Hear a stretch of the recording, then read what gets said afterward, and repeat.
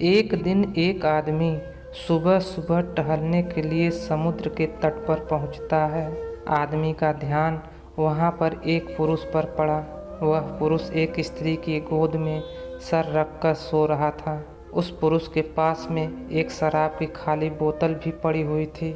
यह सब देखकर आदमी ने सोचा कि ये पुरुष कितना विलासी और तामसिक है, जो सुबह सुबह शराब पीकर एक स्त्री की गोद में सर रखकर प्रेमालाप कर रहा है।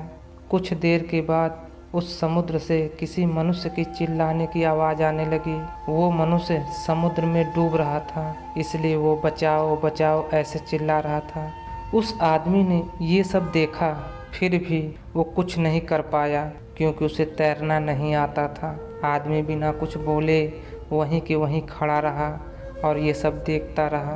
तभी जो पुरुष एक स्त्री की गोद में अपना सर रख के सो रहा था, वो खड़ा हुआ और उस डूबने वाले मनुष्य को बचाने के लिए पानी में कूद पड़ा। थोड़ी ही देर में तो उस पुरुष ने उस डूबने वाले व्यक्ति को बचा लिया और वो उसे समुद्र के किनारे पर लेकर आ गया।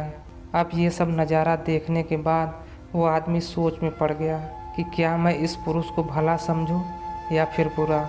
आदमी उस पुरुष के पास जाता है और उससे पूछता है कि भाई तुम कौन हो, यहाँ पर क्या कर रहे हो। उस पुरुष ने जवाब दिया कि मैं एक मछुआरा हूँ, मैं मछली पकड़ने का काम करता हूँ।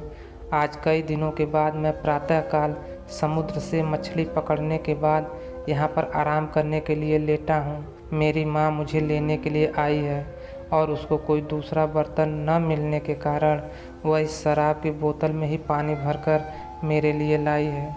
मैं कई दिनों की यात्रा से काफ़ी थक गया था और इस भोर के सुहावने मौसम में ये पानी पीकर अपनी थकान कम करने के लिए अपनी माँ की गोद में सो गया।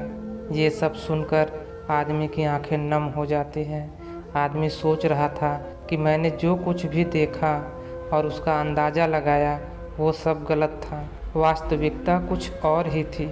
उसे अपने पर गुस्सा आता है कि मैंने कैसे किसी के बारे में ऐसा घटिया सोचा।